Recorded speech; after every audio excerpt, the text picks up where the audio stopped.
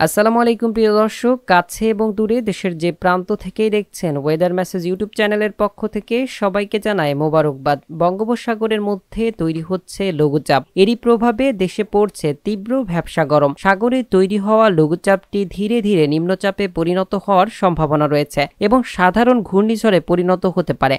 আগামী 28 থেকে 29 তারিখের মধ্যেই দেশে আসছে ব্যাপক বৃষ্টি। শুধু এই লঘুচাপটি নয়, আগামী 10 নভেম্বরের মধ্যে বঙ্গোপসাগরের মধ্যে আরও 1 থেকে 2টি লঘুচাপ তৈরি হতে পারে, যার মধ্যে একটি ঘূর্ণিঝড়েও পরিণত হতে পারে, এমনটাই পূর্বাভাস জানাচ্ছেন আবহাওয়াবিদরা। প্রিয় দর্শক, ভিডিওটির মধ্যে আগামী 28 থেকে 29 তারিখের মধ্যে তৈরি হওয়া লঘুচাপটির বিষয়ে আবহাওয়াবিদরা কি বলছেন, আবহাওয়ার পূর্বাভাস মডেলগুলো থেকে সরাসরি এবং বিস্তারিত আপনাদেরকে দেখাবো। এই মৌসুমে অনেকেই পাকা ধান কাটছেন, তাই এই তথ্যগুলো আপনাদের জন্য খুবই গুরুত্বপূর্ণ, কারণ আপনারা যারা রৌদ্রের কাজ করবেন তাদের জন্য রয়েছে বিশেষ সতর্কবার্তা। চলুন আর কথা না বাড়িয়ে সরাসরি আমরা আবহাওয়ার পূর্বাভাস মডেল থেকে দেখে নিই। প্রিয় দর্শক, আজ ভিডিওর শুরুতে আমরা চলে এসেছি বায়ু অ্যানিমেশনে। আপনারা দেখতে পাচ্ছেন দক্ষিণ পূর্ব বঙ্গোপসাগর এলাকায় একটি লঘুচাপ তৈরি হয়েছে। ভিডিওটি রেকর্ড করার সময় সকাল 9:13। এই মুহূর্তে যেই লঘুচাপটি আপনারা দেখতে পাচ্ছেন, আজ 25 তারিখ, এই লঘুচাপটি পরবর্তীতে আস্তে আস্তে শক্তি অর্জন করবে এবং নিম্নচাপে পরিণত হবে।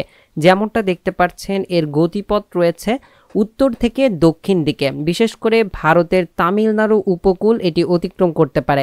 আগামী 26 থেকে 27 তারিখ নাগাদ এটি সাধারণ ঘূর্ণিঝড়ে পরিণত হয়ে যেতে পারে এবং 28 তারিখ থেকে শুরু করে 29 তারিখ নাগাদ এটি ভারতের তামিলনাড়ু উপকূল অতিক্রমের সম্ভাবনা রয়েছে এবং যেমনটা আপনারা স্ক্রিনের উপরে দেখতেই পাচ্ছেন। এছাড়া প্রিয় দর্শক, বাংলাদেশে আগামী 28 তারিখ থেকে শুরু করে বৃষ্টি শুরু হয়ে যাবে দেশের দক্ষিণ অঞ্চলে। আমরা যদি এই পর্যায়ে মেঘমালা মুডে যাই তাহলে আপনারা দেখতে পাচ্ছেন 28 তারিখ সকালের দিক থেকে শুরু করেই আমরা দেখতে পাচ্ছি দেশের দক্ষিণ অঞ্চলে, ভারতের পশ্চিমবঙ্গের হালদিবাড়ি, খগরপুর, কলকাতায় সকল অঞ্চলে মেঘ থাকবে এবং সেই সাথে বাংলাদেশের বরিশাল বিভাগের কলাপাড়া, মাঠবাড়িয়া, লালমোহন, পিরোজপুর, বরিশাল, খুলনা বিভাগের খুলনা, সাতক্ষীরা, শ্যামনগর, এছাড়াও চট্টগ্রাম বিভাগের বেশ কিছু অঞ্চল আংশিক মেঘলা সহ মেঘাচ্ছন্ন থাকবে এবং বাংলাদেশের প্রায় অধিকাংশ অঞ্চলে মেঘ শুরু হয়ে যাবে 28 তারিখ দুপুরের পরবর্তী সময় থেকে রাত্রের মধ্যে সকল অঞ্চলে মেঘ ছড়িয়ে পড়বে এবং 29 তারিখ দেখা যাচ্ছে ব্যাপক বৃষ্টিপাতের সম্ভাবনা রয়েছে বরিশাল, খুলনা, ঢাকা, রাজশাহী, রংপুর, ময়মনসিংহ ও সিলেট বিভাগের মধ্যে। এছাড়া ভারতের পশ্চিমবঙ্গের প্রায় প্রত্যেকটি অঞ্চলে পরবর্তীতে এই বৃষ্টি দেখা যাচ্ছে 29 অক্টোবর, 30 অক্টোবর এবং 31 অক্টোবর থেকে শুরু করে 1, 2, 3 এভাবে 3 থেকে 4 নভেম্বর পর্যন্ত দেশের মধ্যে বৃষ্টি অব্যাহত থাকবে। এই সময় ব্যাপক ভারী থেকে অতি ভারী বর্ষণের সম্ভাবনা রয়েছে। তাই আপনাদেরকে সতর্ক করছি, যারা এই মুহূর্তে ধান কাটার কাজ করছেন বা রৌদ্রের কাজ করছেন, তারা আগামী 27 তারিখের মধ্যেই সকল কাজ কমপ্লিট করে ফেলান, তা না হলে আপনারা ক্ষতিগ্রস্তর সম্মুখীন হতে পারেন, কেননা আগামী 28 তারিখের মধ্যেই দেশে বৃষ্টিপাত চালু হয়ে যাবে।